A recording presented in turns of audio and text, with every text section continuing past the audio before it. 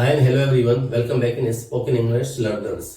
आज मैं आपको हैव टू का इस्तेमाल बताने जा रहा हूँ। आप अक्सर सुनते होंगे कि मुझे स्टडी करना पड़ता है, मुझे वहाँ जाना पड़ता है, मुझे सुबह उठना पड़ता है।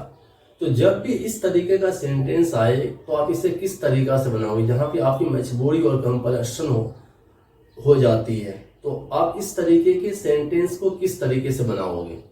इसे सीधा बनाने का जो फॉर्मूला होगा, subject plus have two plus verb का फर्स्ट फॉर्म। आप इसे बोलते हो मुझे सुबह उठना पड़ता है, तो यहाँ पे सब्जेक्ट क्या आई है, तो आप बोलोगे I have to get up early in the morning. आप इसे बोलते हो मुझे कपड़े धोने पड़ते हैं, आप बोलोगे I have to wash the clothes. मुझे वहां जाना पड़ता, I have to go there. मुझे स्टडी करना पड़ता, तो आप बोलोगे आई हैव टू स्टडी। मुझे पैसे उधार लेने पड़ते हैं, तो आप बोलोगे I have to borrow money. अब इसी तरीका से आप अगर सामने वाले से कंफर्म कराते हो, जैसे बोलते हैं ना क्या तुम्हें सुबह उठना पड़ता है, तो फॉर्मूला हो जाएगा do you have to action हो जाएगा। अब इससे बोलते हो क्या तुम्हें सुबह उठना पड़ता, आप बोलोगे do you have to get up early in the morning, तो आप आंसर दोगे I have to get up early in the morning. मुझे सुबह नहीं उठना पड़ता है, I do not have to get up early in the morning. क्या तुम्हें स्टडी करना पड़ता है, तो आप बोलोगे do you have to study, तो आप आंसर दोगे I have to study. Negative में मुझे स्टडी नहीं करना पड़ता, तो I do not have to study या I don't have to study. क्या तुम्हें पैसे उधार लेने पड़ते हैं, तो आप बोलोगे do you have to borrow money, तो आप आंसर दोगे I have to borrow money. मुझे पैसे उधार नहीं लेने पड़ते हैं, I don't have to borrow money.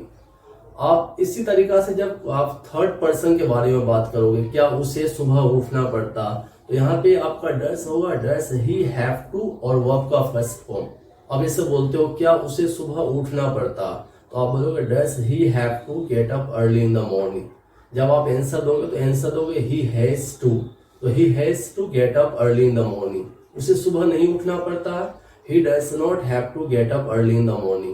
क्या उसे कपड़े धोने पड़ते हैं, तो आप यहाँ डस लगाओगे, does she have to wash the clothes, तो आप बोलोगे she has to wash the clothes। उसे कपड़े धोने पड़ते हैं, उसे कपड़े नहीं धोने पड़ते हैं, she does not have to wash the clothes।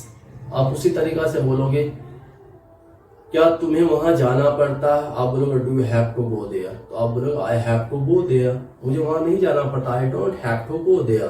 क्या उसे वहां जाना पड़ता, तो डस लगाओगे, does he have to go there, तो आप बोलोगे he has to go there.